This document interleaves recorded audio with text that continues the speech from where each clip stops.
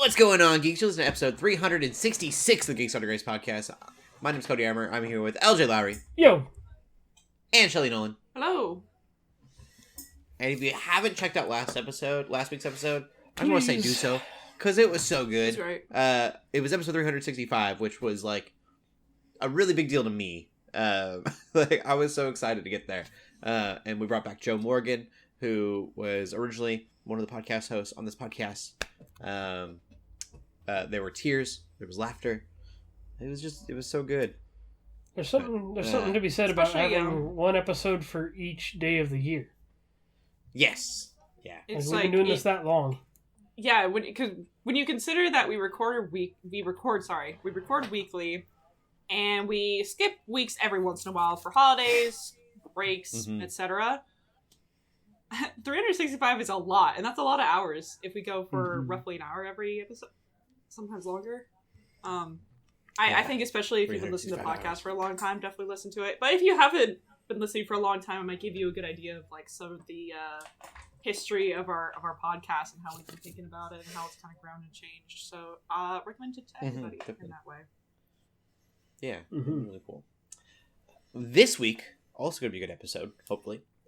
Yeah. We this haven't one recorded sucks. it yet. Yeah. Go listen to the next one. This week we're geeking out about Spider-Man, Five Nights at Freddy's, and Loki. And none of those are news stories. Usually we highlight our news stories when we're talking about, when I do that like intro thing. But all the news is sad. Yeah. It's all not great news. Pretty much. It's important news.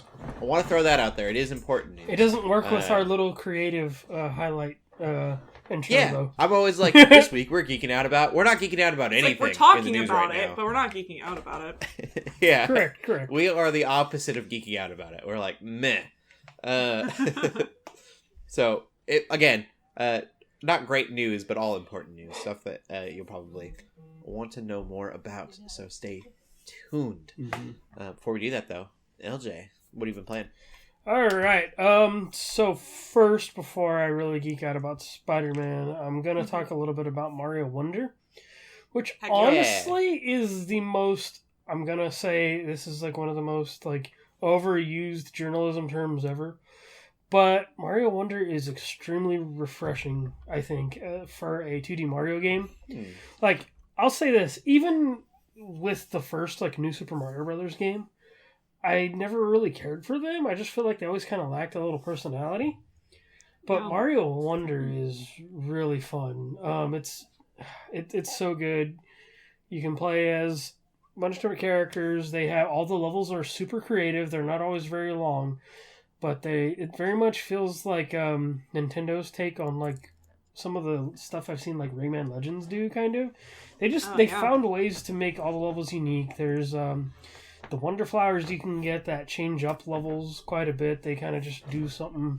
They'll do something crazy with the level if you find it where to collect one and stuff like that. It's super fun.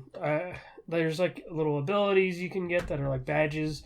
There's like this wall climb one where you can get like an extra hop, when you climb a wall and stuff. It actually helps you kind of mantle, I guess. Like if you're trying to get to a ledge, you can hop and then instead of jumping off the wall right away, you can do this little hop and actually like climb a ledge kind of. They got that new elephant ability. They got a bubble ability. How's that Mario voice? Yeah, it sounds well. Actually, I guess I've been playing as Luigi. Okay. But I mean, he did voice Luigi too. I mean, it sounds like Mario and Luigi. Ooh, what I really like is the online mode. And I think there's an article I read that somebody did where it said it made Mario Wonder almost feel like playing a Souls game because there's an online mode where you can see like ghosts of like 3 other players trying to play the level at the same time as you. And so instead of taking a death right away, you can actually go like float to somebody and they can like revive you like when you float past them. There's even little standees you can place, kind of like how the Souls games where you can like put a scroll or like a message somewhere. And you can use those, like people can float to those to actually revive themselves. Or it's like, hey, you want to tell somebody, hey, there's a secret here, go down this pipe or something.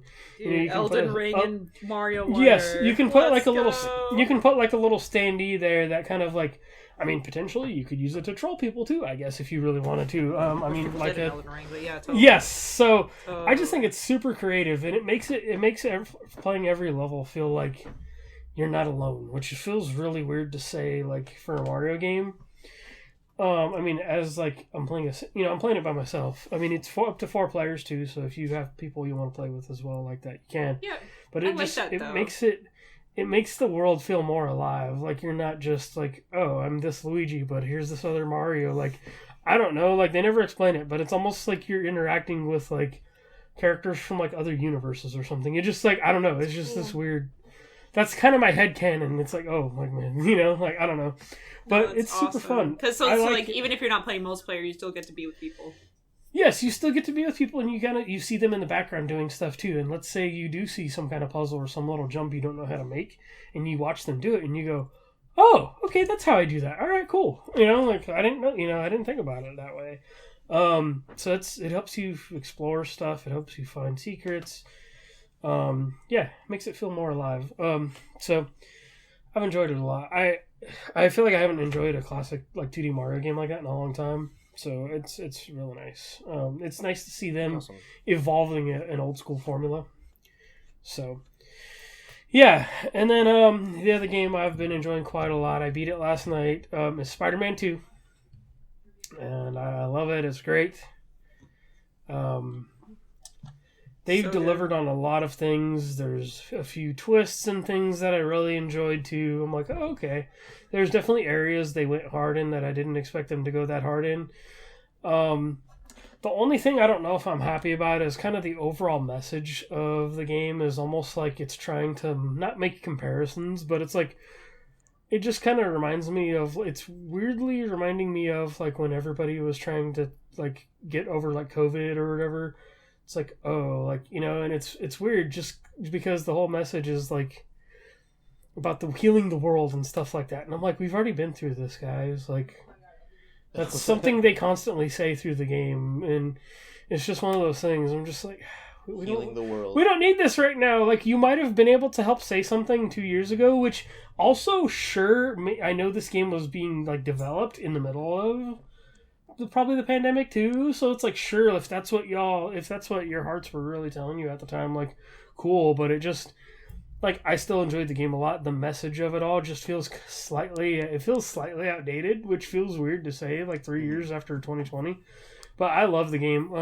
I'd agree with a lot of other people or a lot of other reviewers, well, maybe not a lot of them, because I know there's a few people that gave it an 8, and there was other people that were, like, freaking out about it. But I would agree with that. Like, it's not this amazing. Like, I'm not going to sit here and tell somebody who's not a Spider-Man fan, oh, you should go play this. You're going to really love it. Like, if it is a really, really good superhero game. It's like one of the Batman Arkham games. It's probably one of the best superhero games you are going to play. But I'm not going to tell a person who's not into superheroes to go play this. Yeah. So, that's kind of how I feel about it. I still really love it. I'm going to platinum it. I got to introduce my nephew to it the first time because he just got to play a little bit this morning before I went to work. But I already know, like, I should check how many hours I've put into it. I don't know off the top of my head. But I already know I'm going to platinum this. I'm probably going to New Game Plus it when New Game Plus comes out. Like, it's just what I did with the first one and Miles Morales. So it's like, I know there's a big conversation about playtime and does hours determine, like, is it worth the price of what you spent? And I'm like, I don't care if it's 25 or 30. I put 60 hours into both Miles Morales and the first game. Like, so I'm like, I'm about to drop another 60 into this game. So, I'm down with it. It's my bread and butter. It may not be everybody else's, but I'm a geek for third person action adventure games. Like, this is all me. And it's Spider-Man, so yeah. Yeah, and so I haven't played it myself, but I watched my husband play like 80% of it. I watched him play quite a bit. Such a cinematic game. It really is just like watching a movie, which I know some people may not be a fan of. For me, it feels a lot like, not in like themes and stuff, but just the gameplay experience is very feels like Final Fantasy 16 to me, in the sense of like, well, no, it's not like open world, I guess. No, it's not. Oh, you have all these different choices that affect how you end the game and what your character does and having that autonomy. No, you're playing an actual character, not just playing an avatar. You're playing an actual character with an actual story, actual character development. You have a story that you're doing, and it's really good, and it's kind of doesn't have to be that long, but it's very cohesive. You have all these other characters, and you're like still playing as the character, but there is sort of a separation of like you aren't actually Peter Parker. You aren't actually Miles Morales, but you can play as them, and that's really cool. Like, obviously, there's awesome reasons to love games like Baldur's Gate, games that are actually open world, or games that have lots of different choice, or lots of different, I love RPGs, so I still like those games a lot, but I think people, for some reason, have been trying to devalue games that are just story-based, you're playing as an established character. People are like, well, it's not as good because there's no choice, and because it's shorter, and blah, blah, blah. And I'm like, well, maybe having a really seamless 30-hour experience can be better for some people than having a weird, choppy, unsure 60-hour experience. Which, again, that's very much putting things into a general perspective. Obviously, I just think people should be able to enjoy games. And I think that I'm kind of annoyed that there's some people be like, well, it's only like a 20, 30 hour game and you're paying like $60 or $70 for it. That's a waste of your money, or that's like not fair. It's bad. You should play these other games instead because you can spend so many hours into it and you get all this extra choice and you can create your own character. It's like, hey, I like those games too, but like, why can't we have both? Like, there's a reason I love Final Fantasy 16 so much, and I will play Spider-Man 2 on my own eventually, just not yet. I want to wait till New Game Plus is out, I'm pretty sure, because it's not in there yet. They're going to patch it in before the end of the year. Yep.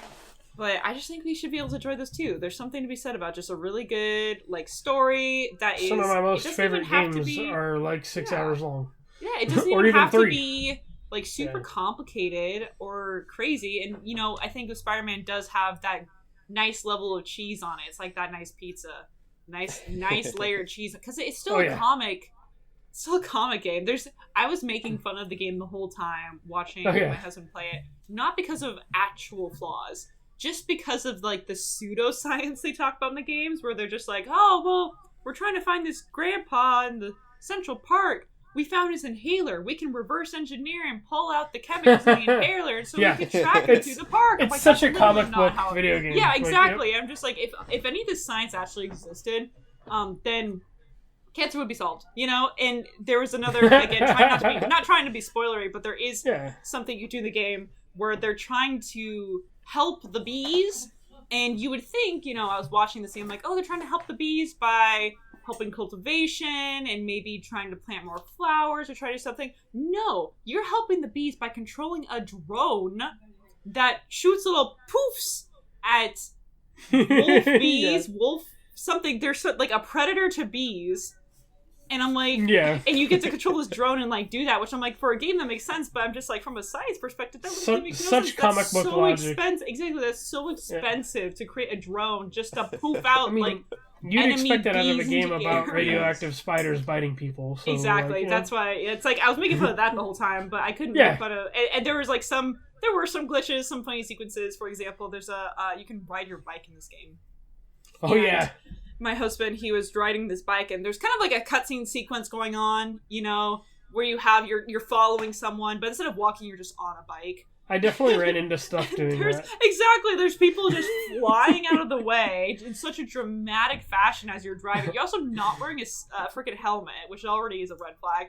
And then there's a bus coming by, and Daniel's pedaling and just goes through the bus. Pass right through the bus. It was so funny. So like, and people are also giving the game crap because of that, because every single time there's a AAA game, people will try to break it as much as they can. They pick it apart. Well, it's a bad game because this his face looks funny when you do this weird thing you're not supposed to do. I'm like, well, freaking maybe you're not supposed to do that. I don't know. It's so I just think people need to remember that they can just have a good time when playing a video game, and that it's okay, and we don't need to value games by how long they are or how pretty they are. Like, it is a gorgeous game, but like, we don't need to value games by your choices. Like, it could be a story, like, obviously... Kind of going off of that.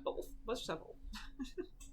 The divide that I keep seeing when I'm talking to, like, just everyone else, I guess, in my my town, my little world, is, like, I play a lot of single-player games, story-wise. Yeah. Story mode.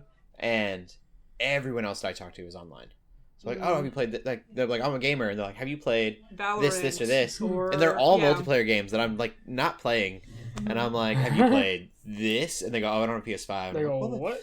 Yeah. I don't have, like, I play half the games, like... But that's the thing, too, is, like, PS5, or PlayStation in general, definitely has kind of that story-driven, solo God adventure of kind War, of unlock. Final Fantasy, not 14. Yeah. 14 is multiplayer, but I get what you're saying. Yeah, it's interesting. Ghost of Tsushima? Yes. Man. Yeah. That's still, It almost that's makes you, still, like, that am one I is a still kind of gamer? open And world. yeah, you're still a gamer. Of I course wanna you're go a back Yeah, that one is still game. open world, but it's like, you're still playing an established character. I think that's part of it. It's like playing an established character with choices, or without tons of choices, I guess is what I should say. Yeah.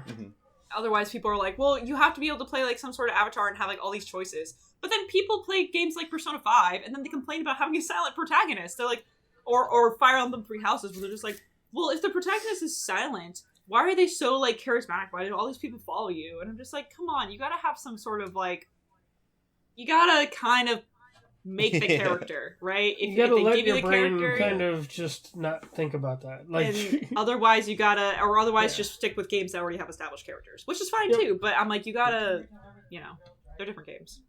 Yeah. Lastly, I do want to also recognize that they definitely take some technology they learned from Ratchet and Clank Rift Apart and apply that to this game, which I think is amazing. So what cool. they do with that open world, and it feels so dense, like, so compared to, like, the others, like, you can just definitely tell they took notes from what they've done with, like, the hardware and applied it to this game. So it was just really cool to see, like, they evolved from something like Ratchet and Clank, which was amazing too, and just applied that to this game too. So.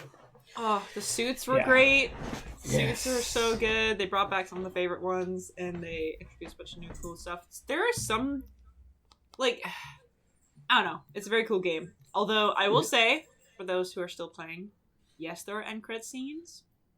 And yes, there's one after the long credits. Maybe you see it even if you skip them. I don't know. There's two. We literally sat through do. the, like, okay, good, because I was like, I skipped them. I was like, I'm not sitting credits. through this, because I think I did that with the other games, where I was like, I'm not sitting through this. I'm skipping it, and then, like, it totally just showed me those scenes. It did. Okay, good, because just something to be aware of, though, for you Marvel folks.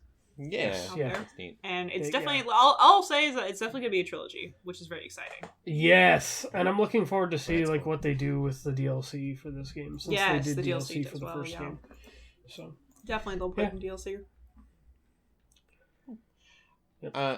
I am still playing Horizon. I'm gonna play that for the rest of my life. Yeah. This game, I got done. I had a town, and I got there all the little green exclamation points, which are side missions for those who don't know. And I did all the side missions, and I finally got them all done. And then I left because they weren't there when I got them all done, and more popped up, and it was characters that I had saved and other side missions, like had met through the other side missions. It was very cool. But Horizon, I need a break. It almost feels like Ghost. That's like reminds me of like Ghost of Tsushima. It's like, oh, I'm good. Oh wait, there's another thing I ran into. There's another. Yeah, it just keeps coming. Yeah. I mean, the one nice thing is the side quests are interesting and like they're interesting enough. I still think that I need more robots. That's been kind of killing me. Is that I'm doing the same things over and over, and it's so big that I just I'm like blah. A couple things. There's a glitch in the game that I don't know how they haven't fixed yet, where you'll be fighting things that are story important. It's like kill the machines. You can't progress in your side mission until you've killed these machines, and they will glitch underground. Whoa! So that you can't attack them. That's weird. And you have to reload the game to get them. Don't like that. And I'm like, why haven't you fixed this yet? It's happened to me twice now, and it's one of the most frustrating because I don't save often enough. And then also, as much as I'm loving the story of this game, there is I don't want to give anything away. there's a really cool moment with a character that thinks that they have reincarnated with their reincarnation of an older character. And yeah, that's basically all I'll say on that. But like, there was a lot that they could have done with that situation, and they didn't. They just kind of brushed it off and made it like a whatever thing. And made it just kind of unimportant and just pushed the story along. And that was a bummer because they could have really fleshed something out that was really cool. And you could tell that they were just kind of rushing the story. Would not rush, giving me 1,000 side missions. I would have rathered more story and driven stuff and less side, I guess. But yeah, I don't know. My favorite thing about the game so far is Aloy is the sassiest. I don't remember her being this sassy in the first game. She's gone through more things. Yeah, like the first game, she was kind of exploring the world. She was learning, new cultures and things. And, like everything was new to her. Now she's like, I've seen everything. Y'all gotta stop. She runs this world. That's so funny. It's so funny sometimes. She's just calling people out left and right. Yeah. That's probably my favorite thing. Sassy Aloy being sassy. I'm sure there are just like compilations of it on YouTube. She doesn't take no from anyone. There's a scene. I'm trying to think of like good examples that are quick. I think this one is probably, there's a guy and he's like this old veteran soldier, and you're gonna go meet this like kingly thing, and he's like, I'll do the talking, and she goes, yeah, we'll see how it goes. It's like, okay, sure, buddy. That's great. She's like, you might do the talking. We'll see. But yeah, I don't know. I'll probably be talking about this game for forever because it's just not going to end. Yeah. I feel like I'm getting close to the end of the story, but the missions are just. And I probably will give up at some point. I got to look it up and see how important these side missions are. I'm so involved in them because in the last game, the side missions all played a part in the ending of the story, and that was really cool. It was kind of that tropey thing of like, everyone you helped out came to help you in the end kind of thing. Right, yes. I do remember that.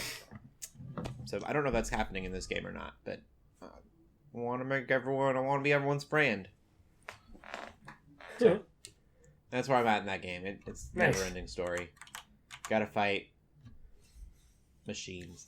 That was something else. There was something that was not machine-related that was roaring and grumbling, and it was really cool, and you don't see it. And you can't fight it. Boo! You just... No! Yeah. You just burn a building down. And I was like, I can't even look at it? Like, it was such a cool idea. That goes back to that reincarnation stuff. But, yeah. That was a bummer. That was them not fleshing things out when they could have. But, anyway, it was almost as if they wanted to and they just didn't have the time to do it kind of thing. Which I get. They would have had to, like, redo a ton of mechanics to have you fight some big like monster thing.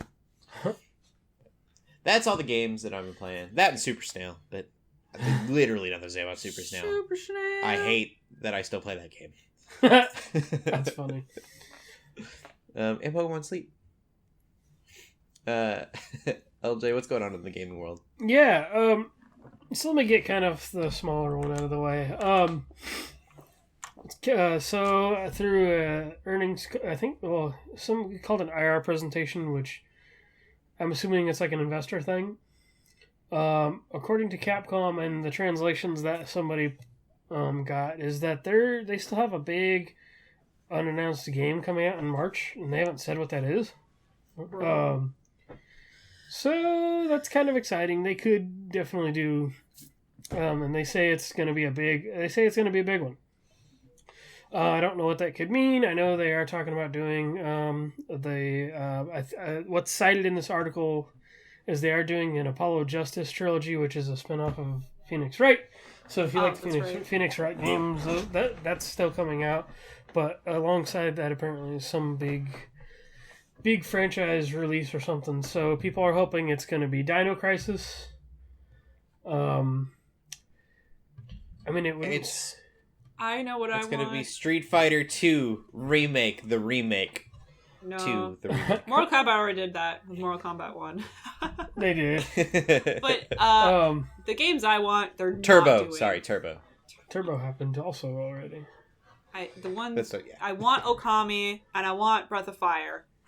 Those franchises are dead to them. For sure. Like, it's not going to be either of those, but man, do I want... I mean, they did an HD remake of Okami some years ago, but for them, they're like, yep, that's it. That's all we need to do. And I'm like, no, give me another game. They're like, well, what about the one on the DS? And I'm like, no, not good enough. Please. I would want a Beautiful Joe game. Those are awesome. Those games are great. I would love to see them back. But it's probably going to be... I mean, I guess it would make sense because they have been... Like, I think Resident Evil 4 came out around March or something, too.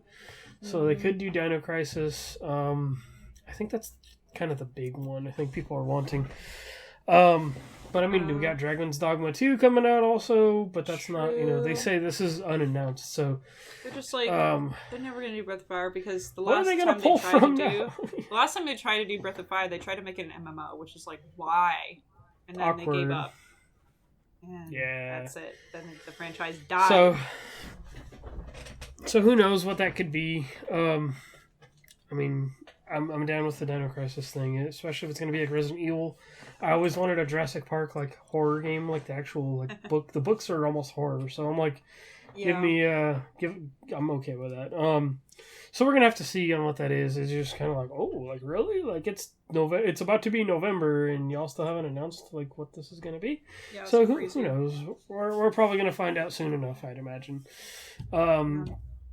But to answer Cody's question, it won't be Street Fighter. They've definitely got Street Fighter 6 alive and kicking. How many Street Fighter 2s are there? Huh? That's what I want to know. How many times have they made Street Fighter 2? I think you cut out. How many? That's why. How many versions of Street Fighter 2 are there out there? Gosh, there's like 6 of them. I'm gonna look up how many versions of Street Fighter 2 there are now, because you have me curious. Super Street Fighter 2 Turbo Revival. Mm-hmm. Street Fighter 2 The World Warrior. Yep. Street Fighter 2 Championship Edition. And then Street Fighter 2 Street Fighter 2 The New Challengers. Uh-huh. Oh my gosh. Street Fighter 2 Turbo Hyper Fighting. Yep. Ultra Street Fighter 2 The Final Challengers. Yep. I thought you were kidding. Super Street Fighter 2 Turbo HD Remix. Yep. This is like Kingdom Hearts. Hyper Street Fighter 2 The Anniversary Edition. Yes, there's Super Street Fighter 2 Turbo. And let us not forget Street Fighter 2. Yeah. Oh my god. That's a lot. Anyway. I just say I think we're due for another one. Oh man, that's pretty wild. I won't buy it or play it, but someone will. They really like Street Fighter 2. Oh yeah. And Knuckles. I mean, I wouldn't mind Knuckles in. You could probably put Knuckles in Street Fighter 6 if you make him an avatar. Literally. Ooh, that would be like nightmare fuel, though. Anyway, the next piece of news, we got a few things to talk about around this side, around what's going on here. So, according to some people, they are plugging in Xbox accessories such as headsets and controllers and stuff that are third party, and they're getting a notification on their console that they're unable to use that device. And so that's leading people to believe that Microsoft is banning third party devices. And I do have some experience with seeing their, so they've been doing this thing to where on certain products now, they'll be like, this is an Xbox licensed software. Hence this rig headset that I'm wearing. It's like an Xbox licensed product. So it doesn't necessarily mean like non-third party. It just means it's not licensed.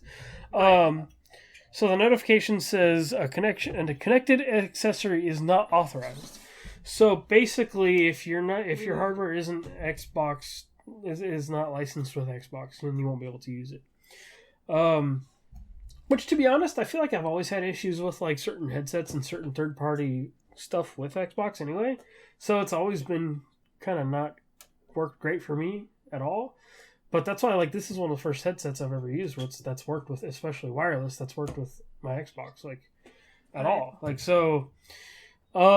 It just takes me back to the licensed by Nintendo days, where it's like Nintendo would go through everything like that, all the games that they would let through to their system. but now the eShop is like the Wild West sometimes, actually a lot of the time. So it's like, there's stuff that's like shouldn't even see the light of day. The eShop looks like a Steam store these days. So yeah, it's just kind of crazy. It's like, I think it's great. Like I guess the monitoring of quality is cool and all, but it's like, I don't think this is the right way to be like, oh, like, so theoretically, can I go and plug in my fight stick that I bought a few years ago now? Is that going to give me an error if I go plug that in right now? I have no idea. I might see just to see, if it does that, but yeah, it's kind of wild. I mean, sure, like, if Xbox is gonna, like, if you're gonna let certain companies make stuff for your console, then yes, get it licensed.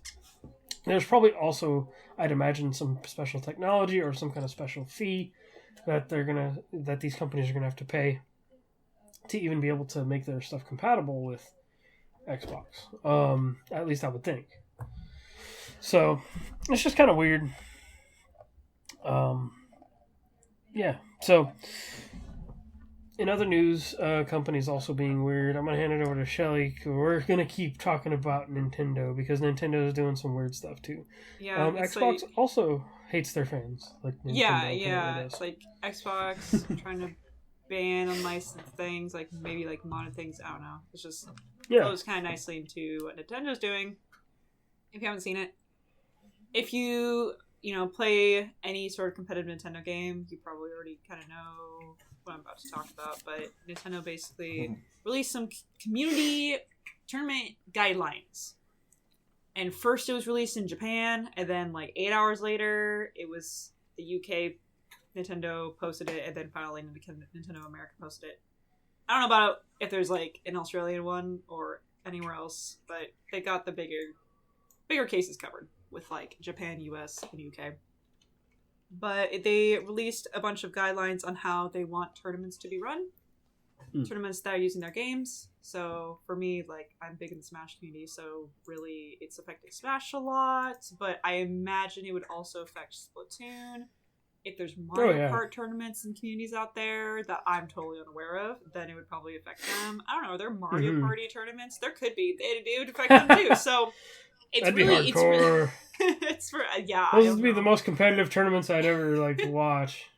There's very little skill involved with those. I think there'd just be so much luck that how would you anyway? That'd be really funny. But they released some guidelines on how they want these sort of community tournaments to be run, and they made it so they're like, well, the bigger tournaments need to have a license, which that's not really a foreign concept. That's kind of not. Yeah, that's kind of somewhat normal. It's just more like a lot of these majors have been able to go without a license and without permission of Nintendo directly, and now they're really gonna have to get permission from Nintendo directly. At pretty much any tournament over 200 people, which is not a lot of people, or that's online over 300. Which there's not a ton of online tournaments anymore, but Hungrybox runs Coinbox, which is a huge one that happens every once in a while. I was gonna say, Smash can't even handle that number of things on its own, so it's like... Yeah, so...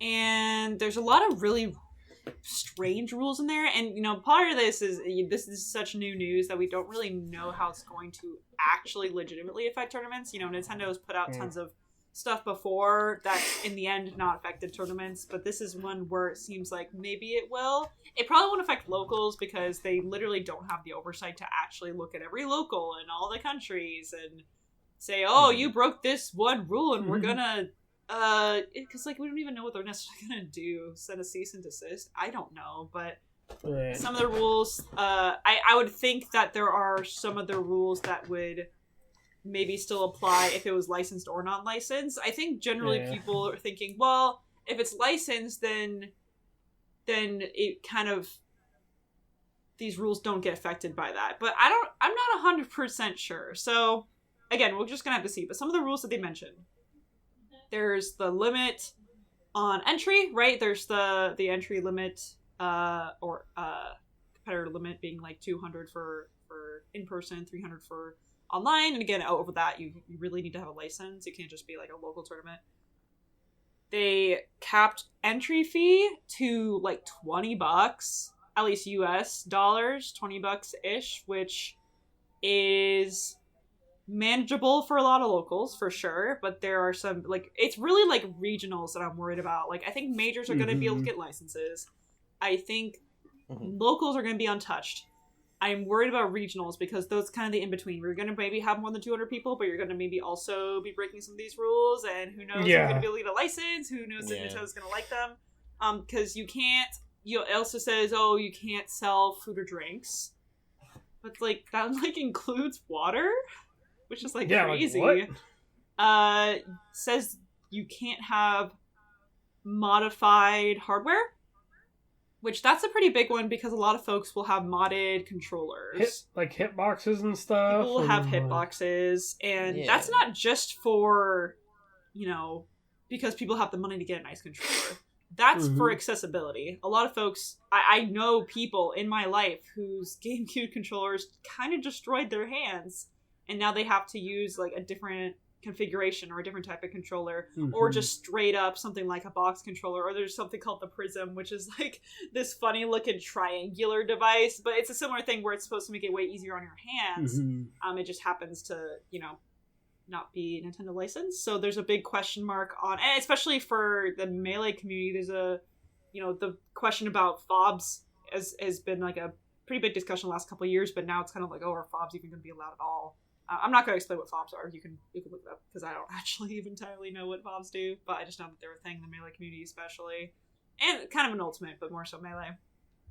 So, a lot of weird rules. They also talk about, like, you can't sell merchandise. Who knows what that really entails? Because I've gone to tournaments before, especially, regionals and majors, that there's like a tiny artist alley. There's people selling art. There's people selling controllers or buttons for their custom controllers.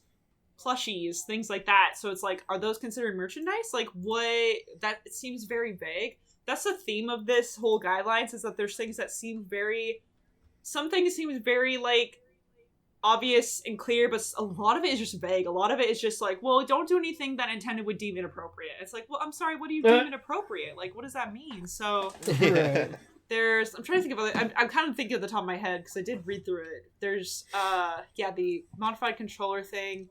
I think part of it, too, is the non-profit aspect. Because, I don't know, again, people are like, oh, well, if you get a license for your big major, then it, none of these rules apply to you, because you're no longer a community tournament. These are just for community tournaments that aren't licensed, kind of, is, like, so kind of the idea. Which I'm like, maybe, but, like, that's still really bad if the prize pool, I think, is limited. I think I do not remember the number off the top of my head, but they've limited what the prize pool is supposed to be, so it's just supposed to not give winners a lot of money. They already don't. That's crazy. Like, that's a meme in the Smash community, is that people already don't make money from Smash. They said you can't have sponsors, which, again, like, hopefully that's not the case for licensed tournaments, but that could be really bad, because there's lots of licensed players. In fact, I'm pretty sure that's not even going to be a worry, because I think one of the tournaments in Japan that's already got licensed at this point is sponsored by Red Bull. So again, I think that one is license controlled for sure, but it's scary if they were to find some tournament where it's like, oh, well, the winner made too much money and you weren't licensed, sorry. Like, what are they going to do? I don't know. Like, that's the other question. No one knows what they're going to do. How do you, like... How do you navigate that? Like, it's crazy, and it's like just all these extra additional how do you rules. reprimand people for that kind of stuff? Like, no, I have no clue. And so there's also another rule talking about the way you market your tournament. The name of the tournament, nor can the marketing have images, titles, names of Nintendo games or Nintendo characters, which is already affecting some locals in my area. There's a local that has a Smash at the end of it, called Rock Smash. So now I know the creators are already trying to figure out what to do about that. Just trying to cover their butt, Be like, well, we can't be Rock Smash anymore. We got to be something else, just in case. Because even though they're a local, theoretically Nintendo's never going to get them. I don't blame them for wanting to cover their butt. There's actually another local too that already has said, hey, this is going to be our last one of the year. It's a bi-weekly, it happens every other week, and they've already said that they've that last week actually was their last one because the Venue is a Gamers Heaven, which maybe you're familiar with because there's a couple of them across the country. I've seen them on Smash TikTok. tournaments. Yeah, so they host tons of things. And to be fair, I'm not too worried about them because they host Magic the Gathering tournaments, they host D&D tournaments, they host tons of tournaments. So honestly, they're probably going to be fine with the licensing. Yeah. But it's just a matter of like, well, now what does the marketing look like? Because our local sometimes has like Pit or sometimes has like some characters. Like, is that not going to be allowed? Who knows? Like, it's all just so vague and weird. But I think the scariest thing, one of is that on the website you can get an Ultimate license, and all the licenses that I've seen so far in the Smash community has been for Ultimate. But as far as we could tell, there's no option for Melee. It's literally not even an option. Like, you could do for Splatoon, you could do for probably Mario Kart. Melee's not listed because for them, Nintendo thinks Melee's dead.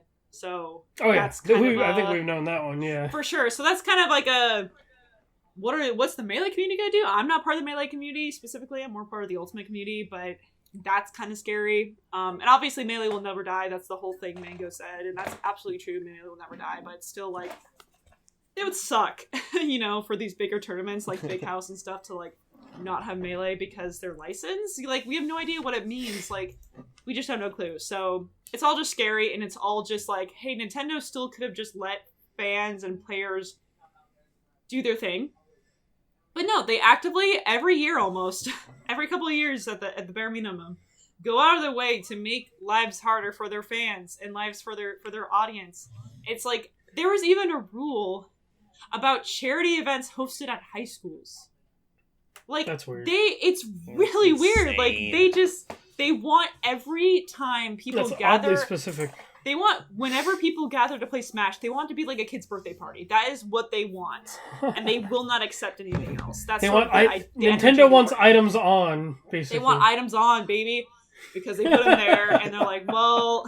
So it's just really upsetting to be a small player. And I mean, I've been switching to Rivals recently anyway, and Rivals, of course, is just run by a small dev team, and they're all very supportive of the local I was going to make that joke again if you didn't. I was going to be like, just go play Rivals then? Yeah, like, no, literally. And Rivals 2 is around the corner in 2024, so I think now's really a perfect time to join the community. I've already gone to a tournament, and it's been really fun. So I definitely want to play more Rivals. Not to deter anyone from playing Smash, because, like, obviously play the game, please. Like, do it if that's what you want to do. For me, I had other reasons as well to sort of step away from Smash for a bit. But it's just really frustrating. It's just hard to be a Nintendo fan, because they hate their fans. Because, again, this, like, does affect Smash. They've continually hate Smash, but this doesn't just affect Smash. It affects other games. So it's just crazy and very... Again, they literally did nothing. It doesn't hurt them. None of this stuff hurts them. They're going out of their way to try to make room and work for their lawyers. Like, I don't know why. It's like they hired some lawyers like, oh, they're not doing anything. We're not giving them some work to do. Let's start bullying our fans and make it so they have to play the game how we want them to play. Not the way give them a reason. So anyway, that's a whole rant. That's a whole thing. But that's kind of what's been going down. And these guidelines take effect November 15th. So really that's when we're going to start seeing how does it actually work. I did see a meme. I don't know. I heard a rumor. I don't know if it's true, but I heard that Linus from Linus Tech Tips, who's a pretty big YouTuber, is trying to run a tournament that breaks as many of the rules as possible. I don't know if he's actually going to do that. I have no idea.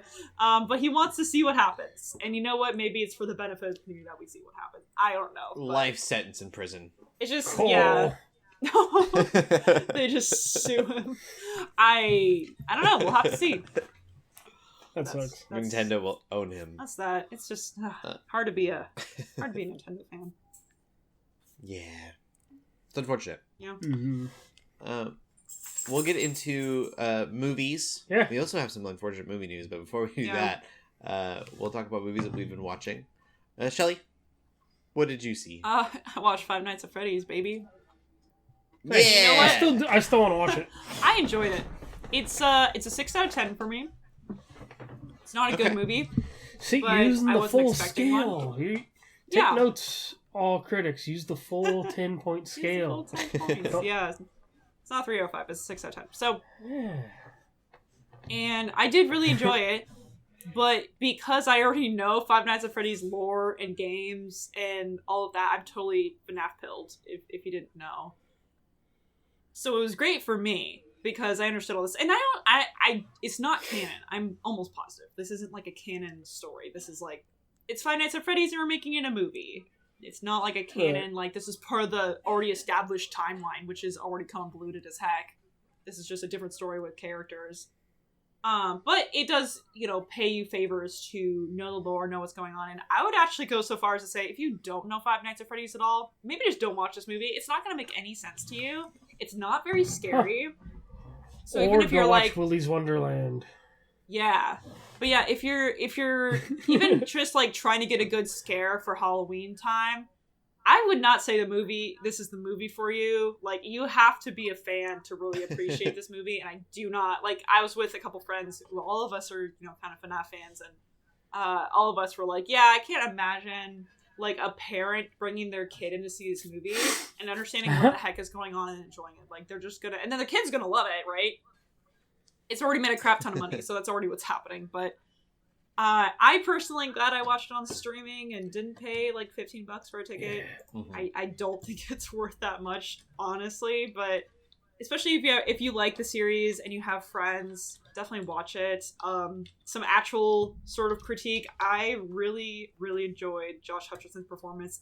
I'm a fangirl of him anyway. Like, I love him in pretty much anything he's in, and for me, I haven't seen him in a lot of stuff. I know he's been in some stuff, but like, really the last big like headliner he was in was like Hunger Games, which was like forever ago. And he was great there too, but he takes a admittedly kind of shallow character, a character written to be somewhat shallow, and he makes him deep because he just acts that well. So he carries the movie by far. He really acts his heart out, and I really liked his performance. Again, he felt like the only like real character almost. And that sounds bad, but he acted well. I guess that's what I'm trying to say. There's not a lot of characters either in the movie, which is probably to its benefit because then you don't have to worry about keeping track of too many people. I mean, the game is literally just you and like a bunch of animatronic robots. Exactly. So, like... No, literally. So I thought all the set design was very cool. The actual animatronics were very cool. Definitely just incredible. Everything is very loyal to the games on that level. Like, when you're actually in the restaurant, it looks like the restaurant. But even more so, like, they kind of go into more different areas of the restaurant. And you're just like, oh yeah, this totally looks like a really fun 80s arcade sort of pizza parlor energy. Like, this is really cool. And there's also some like surprisingly wholesome and really good moments in the movie that I genuinely really liked, that are so like not part of Five Nights at Freddy's like canon. That's I guess weird. That's what I should say. Like, part of the games. Like, they kind of did something that I really liked that kind of made it a little bit different. So I liked that too. But the rest of the movie isn't very good. It's not very well written for the most part. Not a lot of stuff makes sense, as I tried to say. There's some weirdness. It's not very scary. So yeah, but I enjoyed it. I really did. I thought it was very fun, but not good. Anyone who's seen it probably knows what I mean. Is that it's like, I enjoyed it, but it's not good. Yeah. I need to see it at some point. Because like, I wouldn't even say it's something where it's like, oh, it's so bad it's good, because there are movies like that. Like, no, I think there are genuinely good parts about it. It's just like The Flash.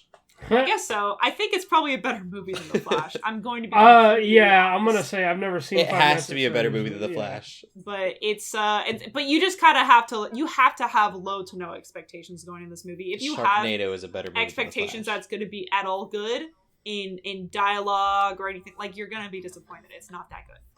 So yeah, that's my cool. That's my little review. Nice. I finally watched Creed 3. Oh yeah, what'd you think? Not thematic at all. Y'all are thematic with everything. Sure. But we were watching Loki, and I'll talk about Loki in a little bit. But Jonathan Majors is obviously the villain in Creed 3. Yes. And it was good. I felt it was short, which it probably needed to be. I'm sure I would have been bored with it if it had too much more going on. But it was very cut and dry. It was like, this is what's happening. Yeah. And then the fights, and it was like, okay. And so you get to watch this cool fight, like, cinematography and choreography going on.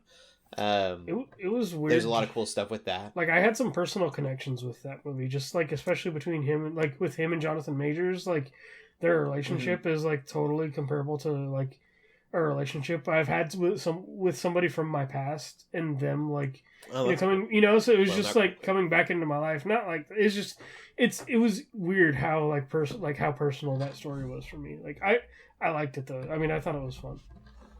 Yeah. I enjoyed it. I will say, if you watch the trailer, you see the movie, so I might pretty much a little bit spoilery here. But the trailer literally gives you the movie. It does, which I thought was a strange choice.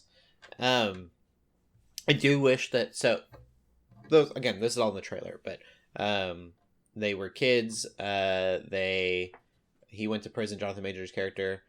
He comes back and he's like, "Man, you stole the spotlight. This should have been me. Yeah. Up here making these big fights. I want a chance at it." And so then they fight. But there was a conversation at the end of it, and I think that could have been done a little bit better. It's just him saying, he was like, "Man, it's not your fault that all this happened to me." And I really wish that they kind of would have delved more into, like, it wasn't about Creed. Mm-hmm. Like, for Jonathan Majors' character, I can't remember his name off the top of my head. I forget off the top of my head, too. But it's almost like if y'all would have just said that in the first place. No, his character's name. Oh, Creed 3, yeah. Jonathan Majors' character. I see. Never mind. It's almost like if y'all... Dame. Yeah.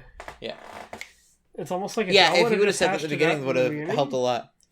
It's like the whole Cobra Kai thing. It's like, why don't we just call the cops? Because there wouldn't be a story. So, yeah. Yeah, no, that's true. Yeah. I just think, like, they could have gotten a little bit more in that conversation. Yeah. And, it, like, kind of... Like, not only is it not Creed's fault, but, like, it wasn't about him. It wasn't about, like... Dame just needed a chance. It wasn't that he just wanted to be there. And he could have won or lost. He just wanted the opportunity that was taken from him. Yeah. And he wasn't worried about whose fault it was. It was just, like... And they don't really... dig into that, and they could have done more with that moment. It's like, well, you still acted kind of like a jerk, so... Yeah. He's like, it's not your fault. And then they end it there. Like, and it was just like, man, there's so much more dialogue could have happened in that moment. Yeah. To really kind of... Like, Dame just needed Needed a shot. His own redemption. Yeah. And, it had nothing to do with Creed. It wasn't really like a jealousy for Creed. It was like I need this for me. They did an anime. I don't know if it's a short movie or whatever. I don't know if it's a follow up to Creed 3, but I've been wanting to watch it. They've screened it at a couple places. Okay, but that was really cool too. Michael B. Jordan has come out and said that, like, a lot of the choreography was inspired by anime. There's definitely some shots there. Evident. Yeah. Ooh, there's even a follow-up comic to that story too, I guess, that he got to work on or help with. I want to check out the anime. That sounds cool. It's like a short film. It's not groundbreaking by any means, but if you've been watching the Creed movies... It's a Rocky movie, like, through and through. Straight up. Yeah. You're going to watch dudes hit each other in the face, and that's kind of, It's like Cobra Kai. You go to watch the martial arts, not really the teen soap opera part of it, but, I will say this. I am so over the trope, and this is not to give too much away, but I'm so over the trope of, like, why'd you keep this from me? I was just trying to protect you. Yep. Like, it has been said so many times in TVs and movies. We should just ban that line. Yeah. You don't need to do that ever again. Or they can be like, well, I was kind of ashamed to bring it up or something. It doesn't have to be like, oh, I was trying to protect you. It's like, oh, I'm trying to protect you. There could be other reasons you don't talk about things or you don't say things. Like, they just don't really. I love. There's an episode of the Flash TV show going back to Flaro, man, flashback, full circle. That I really they kind of threw it on its head a little bit. I can't remember exactly what's happening, but he lies. His dad lies, and he's like, I can't believe you lied to me, but I get it. You were just trying to protect me. And then his dad's like, what? No, I was like, just didn't want to tell you. I was embarrassed. We need more of that. Flip it on its head. We don't need any more ever again. Why didn't you tell me? I was trying to protect you. Lying's protecting no one. Tell them. This is your sign. I just changed and probably ruined someone's life, but for that advice. Be honest. This is your audio sign to do so. Yeah. There you go. LJ, what did you watch? I watched The Nightmare Before Christmas. But that's a Christmas movie. It's both. I'm gonna end it here now. It's both. It's both. Yeah, and so I like. It's one of those movies where it's like, I know I've seen before, but every time I watch it, I'm like, have I watched this all the way through? You know, like it's one of those things where it's like I know I've watched it a dozen times at least. It's still really good. Still holds up. The music holds up. Like, just like as soon as the musical numbers kick in, I'm singing along with it. Like, it's one of those things. It's like, oh yeah, I forget how much of a musical this movie is. You know, it's just one of those things. That's what I remember most about it is the songs and everything, and it was cool just to be like, oh yeah, there is a plot to this. It's good though. I enjoyed it. It was a fun watch. I watched it with my cousin. I think. Yeah, maybe last weekend. Yeah, or this weekend before last. Yeah, it was a fun time. It was good. It can definitely be both. It's got a lot of Christmas vibes, a lot of Halloween vibes. Mm-hmm. So it's up to you. It's up to you. It's up to whoever wants to watch it. What time of year you want to watch it? Yeah, and then I even got they added Jack Skellington as a Fortnite skin recently too, so I got that, and you can actually get it wear his Halloween stuff or his Christmas stuff. So the skin, just like the movie, also works for the Fortnightmare season and their holiday stuff. So you can be a real rebel, and he's got his Santa Claus stuff in it too. So yeah, it's a fun movie. I enjoy it. The music is so good. Yeah, that's about it. Well, we will get into the movie news then. Not a lot going on, but something important. What's the update, Shelley? Yeah, so we've talked about how the writer's strike is over, but actor's strike is still going on, and at this point, studios are willing to kind of wait out. Like, if there's not a deal soon, they're just gonna push it to 2024, which is. I mean, already the strike's been going on for a couple months, so, like, on one hand, it's kind of like, oh, what's a couple more months? But it's also like, oh, man, like... Pay your actors. We need more news stories. Yeah, so we don't really have any, like, movie news, because movie news is just not happening until actors can act and get paid well for it. Yeah, so... everything was Five Nights at Freddy's. Yep. Everything is all delayed, and like I heard, the Snow White live action got delayed, and there's something else that got delayed, and it's like, I mean, I'm so sad. The next Spider-Verse movie we won't be seeing for a while now. That was supposed to be in March. We were like that. We were edging close. But again, pay the actors, pay their make sure everybody gets paid. As much as I want to see that movie, make sure everybody gets paid. Yeah, I would rather make sure everyone gets paid, but that's I don't really know what more to say about that other than we've already talked about the strike. We've already talked about it. All that. It's just a matter of there's just simply no movie news because actors have been striking long enough, and writers at that point too. But they're kind of back at it, I think. But actors, you kind of need actors for a lot of stuff in Hollywood. So if there's no actors, you can't really make a lot of stuff.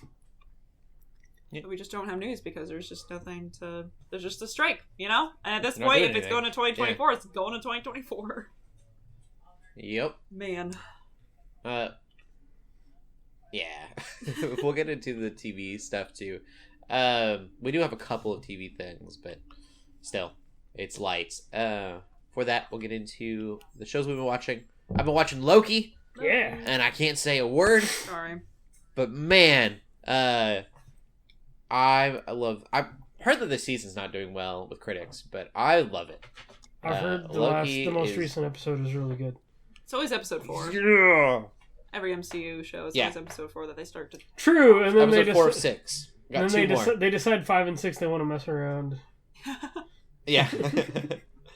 We'll see. I'm sure that the next episode will be like a filler episode, because that's always their MO. The penultimate episodes of every Marvel thing, every Disney Plus thing, has been a filler episode, and then the finale. Very upsetting. And it's like, what are you doing to me? But no, this whole season has been good. A lot of people said, I think it was the episode before this. Was it 3? It might have been 2. They were like, this is the best Doctor Who episode I've seen in years. And it very much is. Like, it's taking so many notes from Doctor Who, Rick and Morty. Yeah, that's those two basically. Is really kind of like inspired by that a lot. Loki gets to be Loki a couple times throughout the season, which I know that sounds weird, but like he doesn't get magic in the TVA, and so you kind of forget that he's like super capable powerful, of doing cool things. Not really wizard, but kind of wizard. God, he's like a little G god. Yeah. Of mischief. This last episode, the acting was amazing. Of mischief, yes. Yeah, they even kind of in the show, they have this little bit where he's like, I forget that you're like a god. Yeah, I'm like, we forgot what god he was of what god he was, and it's like, oh, mischief. But I don't know. I think the story's a little bit more self-contained, and I think that's probably bugging people. The last season was so big, and this feels a lot more intimate, and I can see why people would be like, oh, it's not as grand because of that. But the writing and the stuff that's happening, I think, is way more interesting in this than it was last time. There's some really dark moments, too, and you may have seen some spoilers online about it, but, like, show has got some of the most, like, creepy stuff happening, and then some of the most gruesome that you don't really see on camera kind of thing, but like oof. Last few episodes have been pretty insane. I recommend it. If you watch Loki season 1, watch Loki season 2. I think I'm just gonna like Loki season 2. I might wait till it's all out, but eventually I think I will watch. Yeah. It's good. And then you guys watch something else, not Loki. The Great Pumpkin, Charlie Brown. So good. Yeah. Yes. Man. We watched it on Apple. I did with my cousin. And it was one of those things where like, oh, I forgot how short this is. Let's watch something else. And then that's what we ended up watching The Nightmare Before Christmas after that. But Gotcha. It was really nostalgic to watch it. It was just so, like, I'm like, wow. Like, I don't know. I feel like I hadn't seen anything Charlie Brown in like so long. Mm-hmm. And this was something like I know my mom used to love to watch, so I'm just like, oh, like this was good to go back to. So yeah. It was a fun, like, so, like it was like kind of like how, like before like Disney movies and kids movies, how like sometimes they have the like 20 or like the like, 15-minute short or whatever. Like that's what this reminded me of. This was just like 20 minutes or so, and just like, oh, it was fun. It was a good time. Yeah, it's very nostalgic for me too. I definitely grew up watching all the holiday ones every holiday. So I'd watch the Christmas one for Christmas. I'd watch the pumpkin one for Halloween. Sometimes I'd watch the Thanksgiving one, but I feel like Thanksgiving sometimes we'd forget it. But it's funny because I actually didn't realize it was on Apple TV until like today. But we watched it all because the Peanuts stuff. My parents, I was at their house, so I kind of stole their we have the seasonal set, and that's how we grew up watching, was a seasonal set. So that's cool. We watched it on DVD because that's what we had. So that's it's awesome. just so it's cute, it's nice. We actually are Dan and I are doing a couple's costume where he's gonna be Charlie Brown, I'm gonna be Lucy, but specifically from It's a Great Pumpkin Charlie Brown, like with their outfits. That's awesome. So because if you've never seen it, all the kids go trick-or-treating together, but they're all different types of ghosts. Like they all have the sheet over them, just so basic. But Charlie Brown said he had some trouble with the scissors, so he has a bunch of different holes on his sheet. And Lucy has her sheet, but she has a witch mask and like a red hat. So I got it doesn't look quite like the one she has, so people probably not recommend it's gonna be enough. I think people will understand. But I got like an old timey witch mask with its like red cone that I'm gonna like make look like a hat a little bit, and so that'll be good. But then Dale's like gonna carry around this paper bag that's that just with rocks, because that's the whole point, is that all the other kids are like, I got a marshmallow. I got toffee. Then Charlie every time is like, I got a rock. It's like, of course. It's like, I think if you haven't seen it, it's a little nonsensical, and that's totally just kind of Peanut style. It's all a little nonsensical, but it's very cute and kind of silly, and I think it's really, watching it again for the first time in a couple years, I was like, you know what, I think today's people would like the humor of this, because I think it's we've kind of circled back to like stuff in that show is already funny again. Some of the stuff they do is just like, again, because it's a little bit nonsensical, and people love nonsensical stuff nowadays, so definitely highly recommend it. Again, it's literally 20-25 minutes. It is not long. It's on Apple TV if you have it. And it's just cute. It's a nice little cozy, like, if you want something that kind of gets you in the Halloween spirit that is not scary, that's not spooky, this is perfect, because it's all about Linus basically trying to summon the Great Pumpkin. And apparently Charles Schultz, like, he sort of had the idea to make this because he was kind of upset that Halloween doesn't have, like, a mascot. Like, you know, there's Santa with Christmas, there's the Easter Bunny with Easter. Well, they're not, you know, that's all capitalism, right? Whatever. But he wanted something for Halloween. And there's, like, you know, a turkey for Thanksgiving. So he's like, well, let's just have a Great Pumpkin. So it's kind of sweet. But yeah, I love Peanuts. Cool. They're just great. Snoopy. Yes, I love Snoopy. I always love his pilot costume. I love his laugh. He just sounds like a squeaky toy. He's so funny. Such a funny dog. Well, we will go from there into the TV news. We got a couple things here. First one, finally got a release date for Fallout. It's coming out April 12th on Amazon. So that should be pretty cool. As far as we hadn't had a release date yet. So, April 12th, 2024. Yeah, they've been slowly teasing nuggets and things, and so... Yeah. I'm hopeful for it. We'll see. Me too. The other thing that I'm actually pretty excited about is... So, Marvel's Daredevil Born Again was basically canned. I mean, they got rid of everything. They fired the writers. Starting from scratch is what we were told. And so we have Justin Benson and Aaron Moorhead on board as directors, I believe. And those were the directors for this last season of Loki. So, pretty surprised. That's a weird one for me. And then what makes more sense is the showrunner is going to be Chris Ord and Matt Corman. I'm trying to figure out which one. Oh, and Dario Scardapane. Scardapane will be the ultimate showrunner. Hold on. I'm getting facts wrong. Names are hard. Oh no. Dario Scardapane will be the showrunner. The previous showrunners that were fired were Chris Ord and Matt Corman. And Dario did the Punisher TV show on Netflix. So it makes a lot of sense for him to be showrunner. A lot of, experience with the Netflix shows. Hopefully it'll kind of have that Netflix feel because of his writing. Yeah. The Loki directors is kind of left field to me. But we'll see. I think it'll be good. They are not throwing everything away also. They are going to be using what they've recorded so far. And it makes me nervous. You brought up the Justice League thing, the Whedon cut. I know. I kind of feel like maybe they're doing a bit of a Whedon cut with this. That scares me. Yeah. So we'll see kind of how that goes. I mean, if it becomes better, cool. Yeah. He also did Jack Ryan in State of Affairs. So that Jack Ryan show is apparently really good because it's lasted a long time. But from the sounds of it, they're just kind of like just taking bits and pieces of what was recorded and just using that as shots. That's weird. So you may have them jumping across a building and they're like, cool, we're going to keep that kind of thing.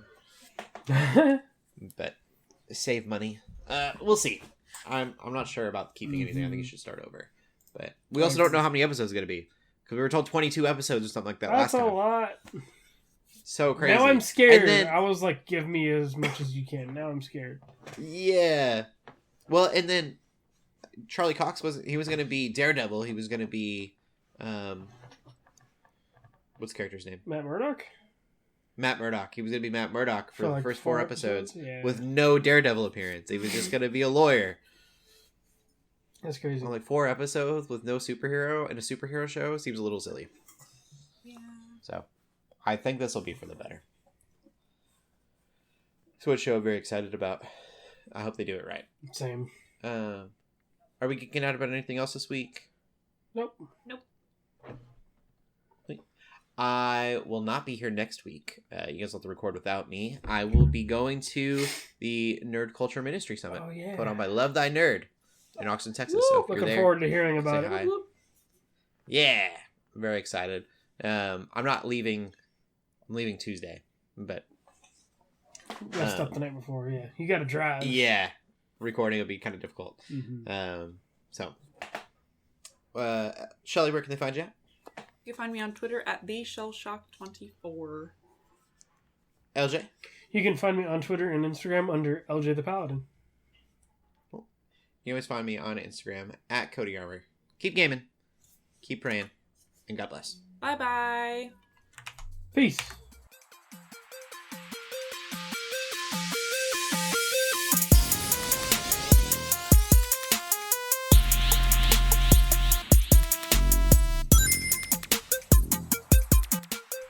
We hope you enjoyed this episode of the Geeks Under Grace podcast. We love hearing from you, so feel free to ask us questions or just comment on the show by using the hashtag GUGcast on Twitter or by joining the GUGcast questions channel in the Geeks Under Grace Discord. If you like this episode, consider leaving a review or rating of our show on your favorite podcast app. If you want even more Geeks Under Grace, you can always go to geeksundergrace.com. We love you all so much, so thank you for listening.